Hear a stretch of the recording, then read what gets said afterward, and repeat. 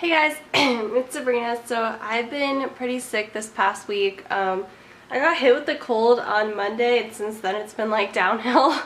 But I'm finally starting to feel better after yesterday. It was just pretty tough. I couldn't really do much other than go to class and I binge watched 13 Reasons Why. Like, I literally watched all 13 episodes this past week, and it's an amazing show. I'm addicted, so yeah. My cough's intense. But I wanted to make a video for you guys today about how I got this scholarship, this full ride scholarship for medical school. A lot of you guys were interested, and honestly I didn't even know it was possible, so I was pretty shocked when I got it as well. I haven't heard about a lot of people getting it, so I got really lucky to get it. I'm pretty fortunate. So I actually got my acceptance letter from this medical school from my professor, and she had me walk into her lab and she was like, "I have something for you," and I thought it was just and I saw that it was actually an acceptance letter to the medical school, and I didn't even read the part about the full ride scholarship. I was like, oh my gosh, that's so exciting. She's like, just keep on reading. So I kept on reading, and I was like, holy crap, this is a full ride scholarship to the school. And I got so excited, and I was like, how did I get this? Like, what did I do to get this? And she's just like, it's a combination of everything. It's your MCAT, it's your GPA, it's your letters of rec, it's your like experience and all that stuff, volunteering, shadowing. And that's kind of what helped me, I guess, get the scholarship. So I mean, I didn't do anything like crazy or out of the box. I did a lot of the typical stuff. I do have a 3.98 GPA. I did get a 509 in my MCAT. And these are all like the MCAT's like an average score, but it's like a good average score for in-state schools. I probably couldn't have applied to like out-of-state, really big name schools. I know a lot of people who are shooting for way higher because that's what they want to do. I just wanted to stay in-state because I really wanted to save money, and I didn't want to take out a lot of loans. So that's kind of what where my mind was set, and that's why I decided to make that decision. So I was happy with my MCAT score. A lot of people would be like, I need to retake it, but I didn't care. And I did a lot of volunteering. I did volunteer for the hospital for over a year. I volunteered for hospice for over a year. Then I also did a lot of like research projects. I actually helped a family practitioner with a research project on obesity, which was really cool. It was an amazing experience, and she's one of the doctors who I got to shadow and got to know really well. So I had a lot of fun with her. And then I also did a research project because I've been in a research lab for 3 years now in my research lab, and I've just been working on that for a long time as well. And what else have I done? YouTube, I talked about YouTube. That actually made me stand out a lot, which was really cool. I always think of it as just like a fun hobby, but people get so excited when I tell them I make YouTube videos. But like, write down any hobbies that kind of make you stand out or make you unique. That'll be really helpful if you do anything that's different from all the rest of the candidates, I guess. I talked about being Romanian and speaking Romanian. I just talked about other doctors that I shadowed. Like, I shadowed an orthopedic doctor. I did FIDE. I also took like a leadership role on FIDE because I was part of a dance committee.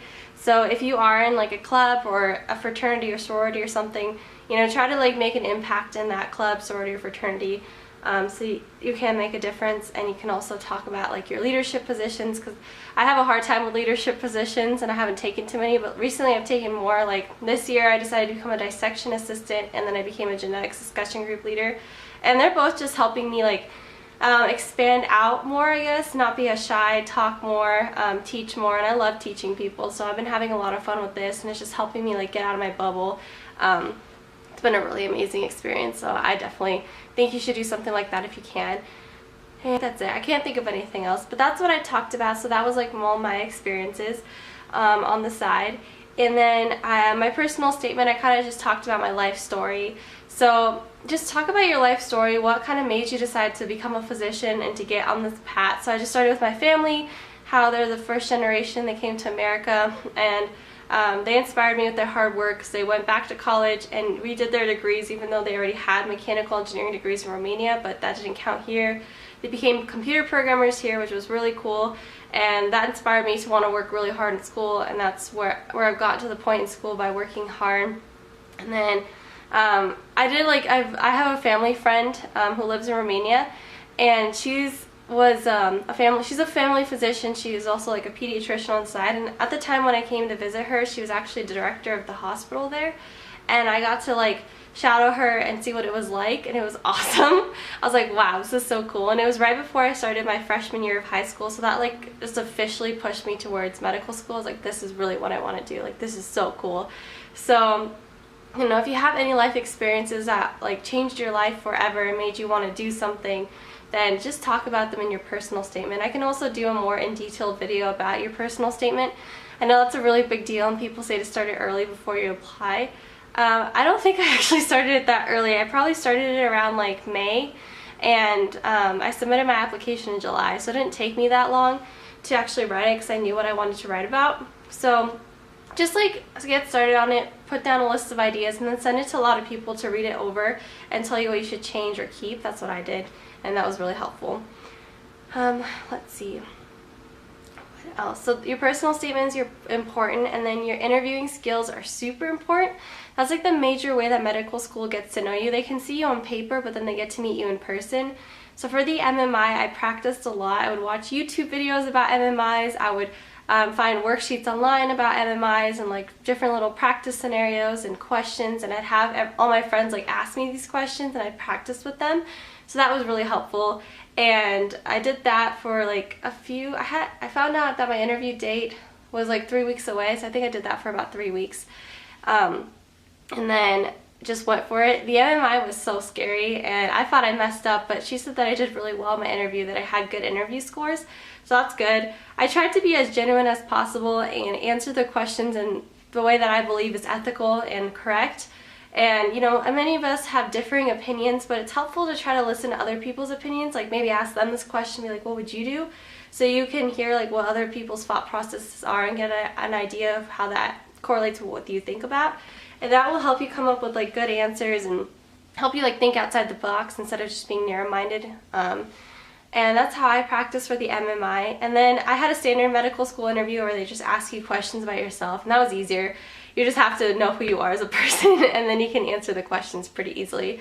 But sometimes it's hard because you have never thought about these questions before, and you're like, wow, I don't know what I'd do in a situation like that. So it's just a good idea to practice this stuff, because it's really hard not to choke up on interview day. Like, I remember during my first station, I was awful. I had no idea what I was saying, and it was awkward. And I know she felt awkward, the interviewer felt really weird in my MMI, because she was just like, I just kept repeating myself, and she didn't really have anything else to ask me, because she was like, yeah, I think that's it. So I kind of just sat there in silence for a few minutes. It was awkward, but oh well. I think after that I got the hang of it and did a lot better on the rest of the stations.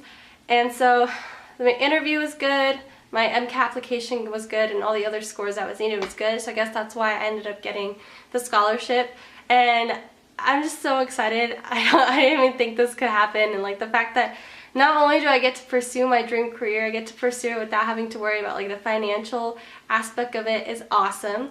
So if you guys are interested in something like that, I just recommend doing your best that you can do on the application. I doubt this would happen if this was an in-state school again. That's what I wanted. So if you guys are going for out-of-state, you probably have to be even more competitive. It's probably even more difficult. And you know, actually get interested and see if there are scholarships like this at the school that you're applying in. I didn't even think that was an option until I found this out, so that was really cool. And yeah, so that's just like how I ended up getting a full ride scholarship, I guess, because a lot of you guys were asking questions and didn't know how, so I didn't actually apply for it. I was just offered it. You guys have been through this journey with me for so many like months and years now, and it's really cool to see this happening. And medical school starts really soon. I think I start like August 1st, and we're just doing a 2-week orientation, and then school starts for real like August 14th, I think. So I have a little bit of a summer. I'm really nervous about what's to come, and I'm so excited also. So it's like, I don't know how to feel right now. It still doesn't feel real. Like, I'm sitting here binge watching 13 Reasons Why, thinking this will be my life for the next few years, but it's about to get crazy. So yeah, good luck on your guys' journey. Let me know if you have more questions that I can answer. And thanks so much for watching. Bye guys.